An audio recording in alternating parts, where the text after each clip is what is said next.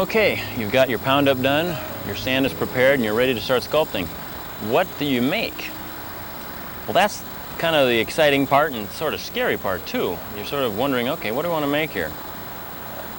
Anything that you want to make, you can make. To help give you some ideas though, you can use models. And models are basically just copies of or three-dimensional or two-dimensional illustrations of that which it is you want to make. You can use stuffed animals. Here's a little teddy bear that I used before. Cute little guy. And the good thing about the model is it shows you 3 dimensions. You can look at it from different sides. It's an excellent thing to practice with. This would be called, this is a soft sculpture type of a subject. I wonder if he's going to stay there. Okay, I'll be real careful. I mean, he's going to fall off the form here. Another example is a little doggy, but they sometimes get sand on them. Same thing, you've got a 3-dimensional model to work from. It shows you proportion, how far back, how far in. You can tell the shape is very conducive. It's a very solid shape.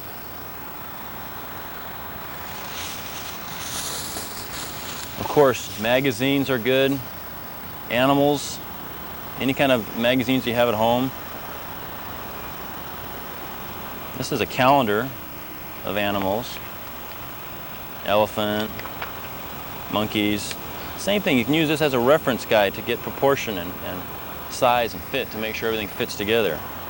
And you can do anything. You can do words. If you wanted to sculpt out words, you can do that. Make a flat surface.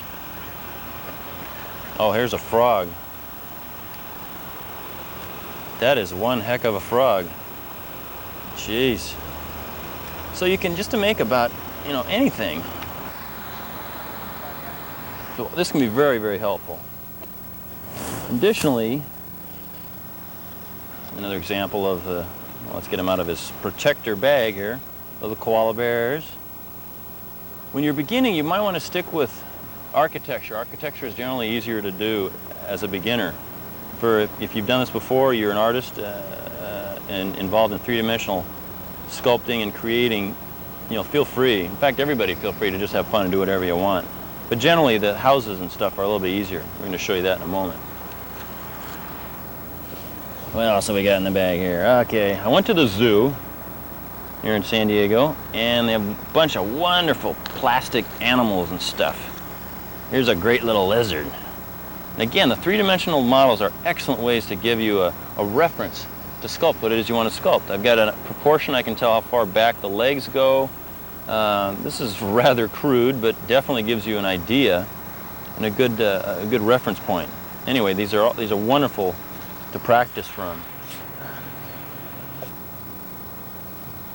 Okay, well let's actually get going and show you a little bit more here.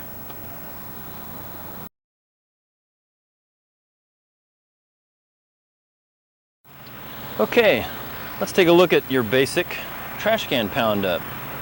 Again, we're showing you how to get the sand prepared for sculpting. It's your basic trash can. We cut the top out, the bottom rather. Made a little bit of a pile of sand around the base.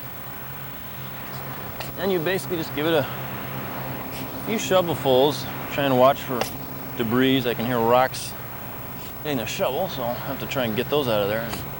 A piece of seaweed. Okay.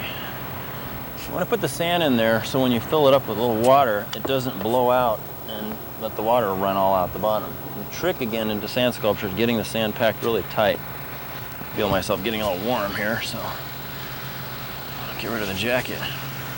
This is a shirt that one of our clients gave us back in Fargo, North Dakota, which is really neat.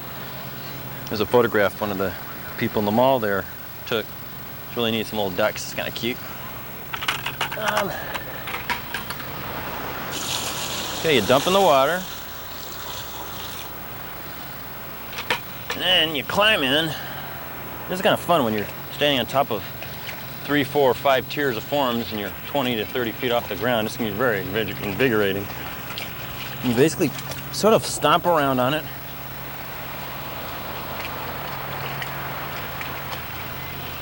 I'm using my heels primarily, using the heels to pound into the sand. You can sort of feel it in your feet. kind of fun. It kind of still gushes through your toes and everything. So I'm also trying to feel for pieces of junk or stuff that we don't want in our sand. It's really important to get that sand prepared and packed really tightly. It doesn't have to be perfect. We have a tendency when we're starting something, we expect it to be perfect the first time. Don't worry about that, just have fun.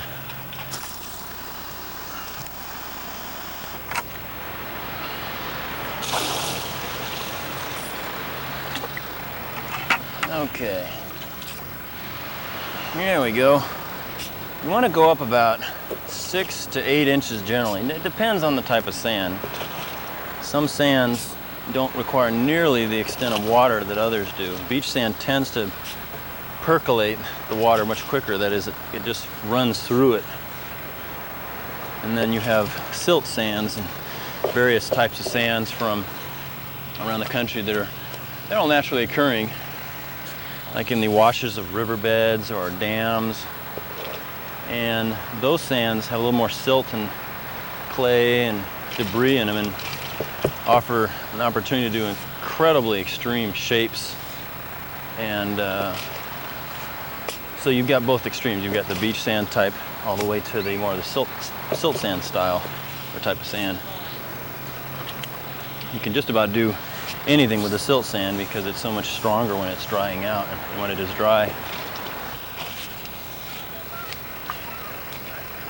We want to fill this up about halfway, and we're just about there. Gotta pull all the icky wickies out of the sand there. Affectionately called caca. Get rid of that caca. Okay. All right, now give it a little bit more. Again, you just have to sort of practice and get a feel for it. You know, it doesn't really matter. Just basically keep a lot of water in there and add the sand to water and things will work out for you. Okay, climbing again here. Let's see, we're getting higher off the ground. Get the little stones and stuff out of there. My pants are falling down, it's terrible. One thing that's fun is if you want to get out there and get wild and crazy and get totally soaking wet, it's very easy to do. In fact, you'll find yourself being somewhat childlike, and your behavior, if you're an adult, will begin to shift down, which is so wonderful. Good to be a kid. I think I'm a professional kid. Professional, bad example, right? Childlike to the end. Okay. We've got that pretty good. I can feel it under my heels and my feet. It's pretty packed pretty well. Okay, now we're ready to pull this sucker off. Now that's kind of a trick. What we're gonna do is we're gonna add shovels on the corners on a bucket. That's good, Dave. On the sides, and get another shovel. And we've got to make a lever point. I guess it's a fulcrum. I remember my 8th grade science class. And so we'll build up a little bit of a pile there. You can use a piece of pipe or wood block or something to help give yourself a lever point. I don't know how strong that'll be. The bigger the bucket, the higher the pound up. If you fill it all the way up, it's a little bit more difficult to get the bucket off. You just have to use 3 or 4 shovels and get people pulling. We're gonna lever down and push right here, and the bucket will come right up. You need to cut a little groove around the bottom here so that when you fill up a little bit of water, that'll go down the sides and it'll act a little bit as a lubricant. Come on over and do this side, Dad. I was going to bring Mother down. Yeah. Tell me what. Yeah, we're just gonna get some water in here. Okay, we've gone ahead and cut the little groove around the base here. And again, that's gonna allow the water to percolate down the sides of the sucker and give us a little bit of a film to help it free itself up. And it'll come off a little bit easier. Now I'm gonna put a little bit of water in there. Not too much. Too much, not too enough. It's, yeah, I'm just sort of wing it. A little bit more. Okay, now my dad here is helping me. I don't know if I can do this. Go ahead and push, Dad.